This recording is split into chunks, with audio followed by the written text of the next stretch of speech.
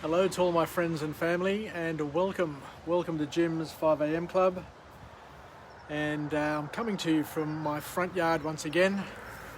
It's overcast, it's just starting to sprinkle, but I thought I'd just punch out once again another 5 a.m. Club because I'm on a mission. For those who know me well, once I start something, I just build a strong momentum. And I've got to a point now where I'm outputting a lot more material than what people can consume. But it's all okay, not to worry, because I need to be pushing hard on my goal, because I've set myself a huge target. I've set myself a target of 1,000 vlogs in English and 1,001 in Greek. I'll try and knock off the English ones first. I've done almost 500 English ones and 61 or 62 in Greek. So my first goal is to complete 1,000 in English, and then hopefully next year when I travel to Greece, prototheos, we'll see what we can do with the other 1,001. So today I want to continue along the vein of book summaries. I've come across a wonderful resource called Best Book Bits. Have a look at it if you wish. It's on the internet, Best Book Bits, and it's a repository of hundreds and hundreds of books that have been summarized already. So they're free, absolutely free book summaries that either you can read or you can listen to. So there's no excuses. There's no excuses anymore for people not building their knowledge base and learning and becoming life learners. You can sit here and listen to my summary if you wish, but you're also welcome to go to the source and read the book summary, the entire book summary, and pull out the points that you find empowering, or else go and read the book in its entirety. Whatever you do, it's going to create value in your life. So the book that I've picked for this afternoon, or for this early evening, is entitled Your Best Year Ever. Your Best Year Ever, and the author is Michael Hyatt.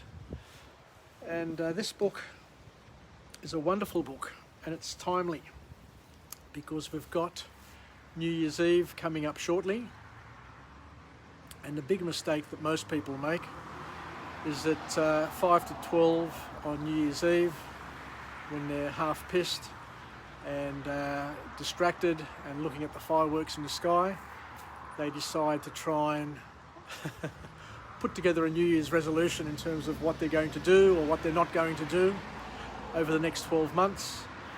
And you know that any resolution or anything that is planned in haste and on the spur of the moment, anything that's completely spontaneous, especially when you're inebriated and totally relaxed, gets forgotten very quickly. And they say that most New Year's resolutions are given up by the time the month of February comes around. So this book here talks about a structured approach to developing your plan for the next 12 months. And it's very well written. I love it. So what it does is it takes a holistic approach. It doesn't take a one-out or one-off sort of approach, like I'll do one thing. Because what they say is that everything in your life is interrelated and linked together, and the key is to try and achieve a balance. I've talked about this topic a few times on the Jim's 5 a.m. clubs, but this author comes to it from a different perspective, which I found quite useful and empowering, and I hope you do too. So what they talk about here is the importance of focusing on 10 areas in your life, and the reason why we need to identify and focus on those 10 areas, according to the author, is that each and every one of these areas is interrelated. One influences the other, one affects the other. So in order to maintain balance, you need to work on each one of them and try and build each one of them, so you get to the point one day, maybe 12 months from now or whenever, where you can have a balance across the spheres and across the pieces of your life puzzle. So it's holistic. It's holistic. It's looking at the whole and working on the whole all at once, because what the author suggests is that you can do everything at once as long as you measure it, understand it, identify it, have goals in each of those areas, and review it on a regular basis, and being honest, and being honest with yourself, with your assessment, with your desires, with your needs, and with everything that goes with it. So let me just show you the life wheel according to the author, and I think that comes, can you read it, or is it back to front? I can't see with my glasses, but it may come back to front. But let me just read them to you. So the 10 areas that we need to focus on are, we're starting off with the health areas. So mental health is number one. So you need to manage your mental health, your physical health, your spiritual health, and your intellectual health. Then we go on to relationship areas. So we have your marriage or your partnership or your significant other. So if you're in a relationship, the health of that relationship. Then comes family, so your role as a parent, how you deal with being a parent. Then we talk about friendships. Then we go on to your job, your hobbies, and your personal finances. So they're the 10 areas, or the 10 pieces of the life pizza puzzle, or the life circle, or the cycle. And what the author then says is what you need to do is identify each of those areas in your life, and then sit down and go through and honestly make an assessment in terms of each of those areas. Rate yourself from 0 to 10. 0 meaning that there's nothing happening in that area of your life, and 10 meaning that you're very satisfied with what's happening in that area of your life. So rank yourself from 0 to 10 in each area, and that in itself is a major example of what you can do to start the ball rolling, because a lot of people, once they do this, will realise that, or will basically see, because if you go on that circle and put your rating on each of those lines, 0 to 10, and then join each of the dots, you will see where the gaps are or where you're lacking. And what the author is saying is that if you're lacking in one area, then it'll impact other areas of your life. So be honest with yourself and go through and assess yourself in each of those areas and see how you're tracking, and then you'll see where the gap is or where you're underperforming. And once you've done that activity, then the next thing you need to do is to set yourself goals in each of those areas in terms of where you want to be in 12 months' time. And in each of those areas, then identify what you need to do, or what are the top 2 or 3 things that you'd like to do in order to improve each of those areas, in terms of your mental health, your physical health. Do you need to go for a walk every night? Do you need to look at what you're eating and go on a eating plan? Do you need to drink more water? There's lots of things that you can come up with in each of those areas. In terms of your spiritual life, do you need to go to a fellowship? Do you need to go to church? Do you need to read the Bible? Or whatever your religious material is. It's up to you. You can decide what you need to do, or in conjunction with a mentor or somebody who you respect and they respect you, you can work together to try and build a better life for you.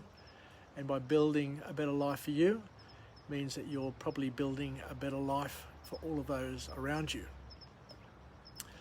So the author then goes on to talk about assessing our mental blocks. Mental blocks, what's a mental block? And from a mental block, they talk about the barriers, the mental barriers that we have either inherited from other people around us, or things that we've built up in our own minds in terms of what we can and can't do. So these mental blocks are also referred to as false assumptions. So we need to assess and challenge and question the assumptions that we have about ourselves in each of these areas of our lives. You know, why can't we become physically better? Now, what's stopping us? You know, what mental barriers do you have? What false assumptions are you operating under? What are you scared of? You know, what are you scared of? You're not going to hurt yourself, or who knows what the fears are. So assess those fears, because as we've talked about time and time again, a lot of those fears are irrational fears, and can't see the light of day once you've shone some light on them. So the author then calls us to action, calls us to strong, bold action, and the action is to dispense of the negative narrative, the negative stories that we have about ourselves and our capabilities. And we all have negative little stories and narratives in each of those 10 areas of our lives. So once again, think about it, assess it, and examine it. Spend some time. And the author then reminds us that a lot of people, in terms of their negative narratives, are caught up in their past. And the author reminds us that a past experience can affect the way we see the future. But it doesn't have to, because the past, our past, your past, anybody's past, doesn't equal our future. So if we take bold action, if we measure ourselves and grow incrementally, then anything is possible.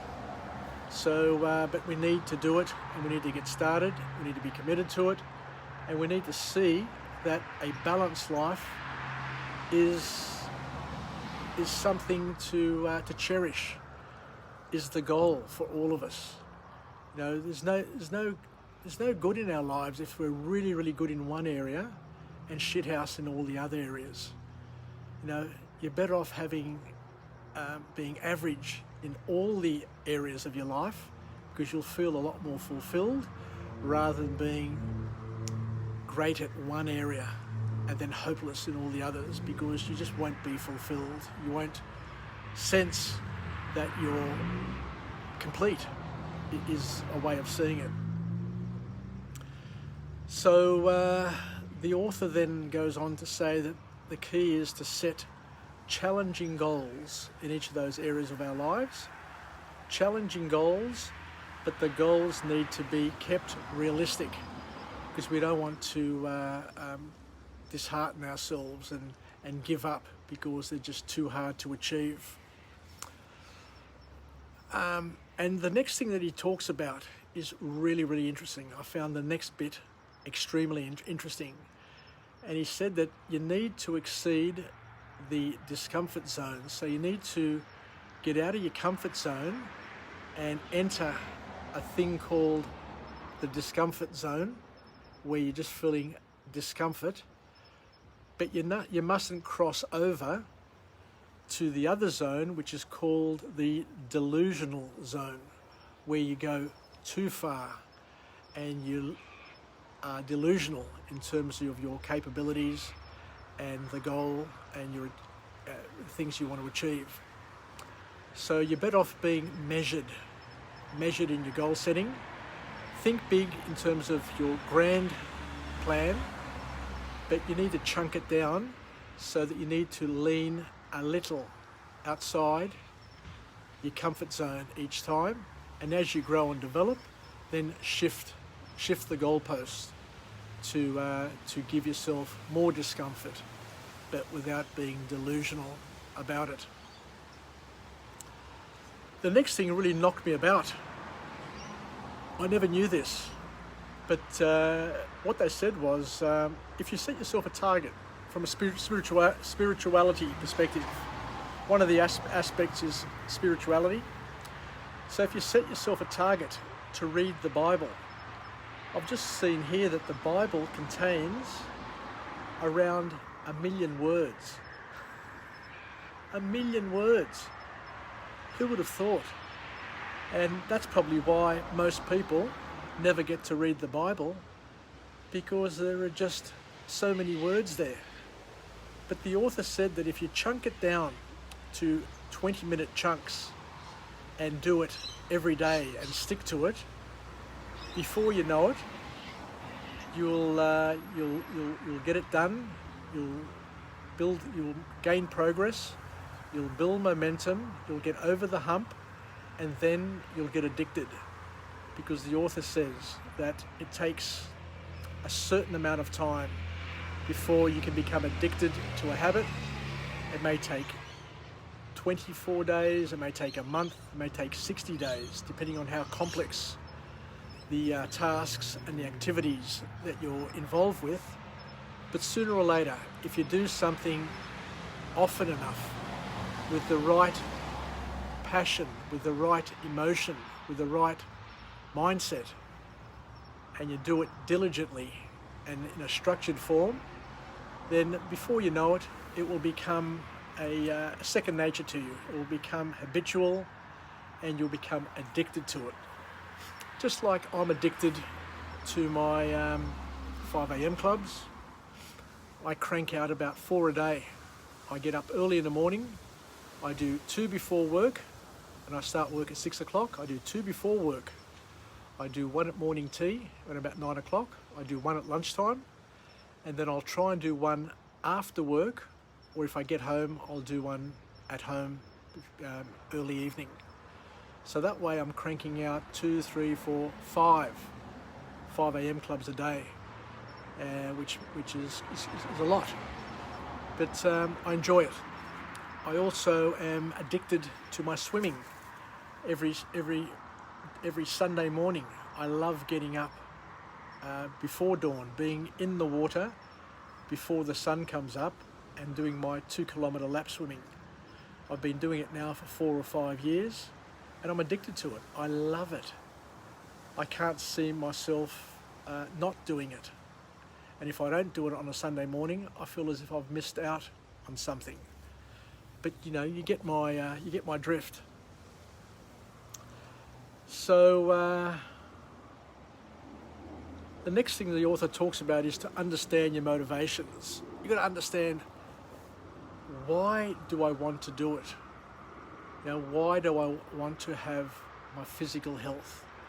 Why do I want to enhance and maintain my mental health? And to then project maybe 10 or 20 years forward, or 10 years for people who are my age at 60, and see the benefits that you may get from managing your health when you're in your 60s. So it's up to you to assess and understand your motivations, because if you understand the why, then the action to get there is much easier. And the last couple of points is that you need good allies. You need good people to surround you. You need people who are going to be supportive. You may need mentors or people who have done what you're trying to do. For example, when I was trying to lose weight for both my daughters' weddings. I engaged a dietary consultant who put me on an eating plan, who would support me. I'd talk to them every day. I'd tell them what my weight was every day, and they'd keep me honest and keep me on the straight and narrow. And that helped me, because if I was left to my own devices, as we know, 50% of the time, when you, depending on your own self-will, then you will fail. You will always fail. You'll be seduced by the cakes. You'll be seduced by whatever. You just can't push back on things because we're human. We've got our frailties. We've got our challenges, our passions. And the last things that the author talks about here is to practice gratitude, be humble, be helpful, and be determined. Because a year is a long time in a person's life, but most people overestimate what they can do in a year, but grossly underestimate what they can do in 10. But if you go at it from a structured perspective, if you've got a plan, and it's not a plan with a glass of wine in your hand that you spontaneously just think about on New Year's Eve, I'll run a marathon, or whatever crap you may come up on New Year's Eve, or I may come up on New Year's Eve, you're better off having thought it out, looked at the 10 areas, mapped it out, see where you currently are, and then set yourself plans, an action plan with steps and measurements in terms of where you want to be in 12 months' time, and work at it religiously on a daily basis, on a weekly basis, and tick it off. Tick off the box. What do I need to do to feel more fulfilled about my married life? Or what do I need to do to be a better parent? Or what do I need to do to save more money, or to have a better financial future? Each of us have a different future, each of us have a different plan, but unless you sit and think about it and do something about it, it's just not going to happen. You're just going to drift and drift and drift and end up at the same place that you were at the beginning of the year, with the same problems, the same issues, the same complaints, and the same emptiness. Anyway, let's finish off. And thank you once again for joining me on Jim's 5am Club. It was a wonderful book. Let's finish off with a positive affirmation. I'm alive, I am well, and I feel absolutely great. To my friends and family, stay connected, stay relevant, and most importantly, let's hit 2021 running, and live as much of a balanced life as we can, and kick a number of goals, and make sure that we do grow and develop in those 10 areas of our lives, because they're all interrelated, as we said. And not only are they interrelated, but if you achieve a balanced life, if you're fulfilled, if you're happy with what you have and who you are, then you're going to be better to the people around you. You're going to be able to support them because you're fulfilled, your cup is overflowing. You'll be able to help other people fill their cup and grow their lives and have and support them to have a better life themselves. Anyway, I think that's about it. So thanks very much for joining me on Jim's 5am Club. Once again, we come to you with a message from the heart, unscripted, unedited, unplanned, and basically we're just working together to be partners in each other's growth and development, so that we can get through the day, get through the week, get through our lives as best we can, and accumulate as much knowledge and apply as much knowledge as we can so that we can all benefit and pass on those benefits to our children, our grandchildren, our work peers, and whoever we come into contact with. Once again, it's all about learning and passing it on.